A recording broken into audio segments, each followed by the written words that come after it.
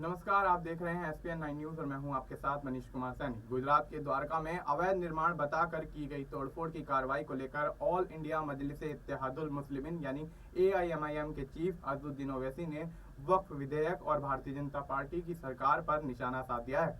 उन्होंने कहा है कि गुजरात शासन प्रशासन ने बुलडोजर की कार्रवाई मुसलमानों और उनके पूजा स्थलों और कब्रिस्तानों को निशाना बनाते हुए की है।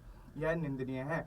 AIMIM के प्रमुख असदुद्दीन ओवैसी ने आगे ये भी कहा कि द्वारका में की गई तोड़फोड़ की सुप्रीम कोर्ट के आदेशों का खुलेआम उल्लंघन है। ऐसा इसलिए कि ध्वस्त किए गए कब्रिस्तान और दरगाह को सरकारी रिकॉर्ड में इसी रूप में मान्यता दी गई थी।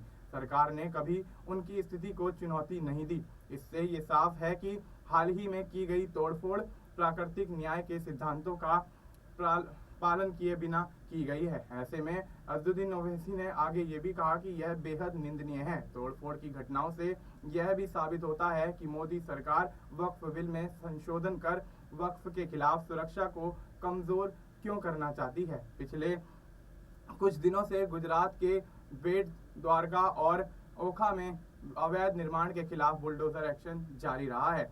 अवैध निर्माण और अतिक्रमण विरोधी अभियान के तहत जारी इस कार्रवाई के तहत कई मजहबी भवनों को भी ध्वस्त कर दिया गया है। यह सब भारी संख्या में पुलिस और सुरक्षा बलों की मौजूदगी में किया जा रहा है ताकि हिंसा न हो सके। गुजरात में जारी इस अभियान के तहत 7 आइसलैंड में अवैध रूप से बनाए गए ढांचों को तोड़कर अतिक्रमण मुक्त कर दिया गया है। भारतीय जनता पार्टी की सरकार ने इस कार्रवाई के दौरान कुल 36 ढांचों को पूरी तरह से ध्वस्त कर दिया है। इनमें अवैध रूप से बने मजहबी ढांचे भी शामिल हैं।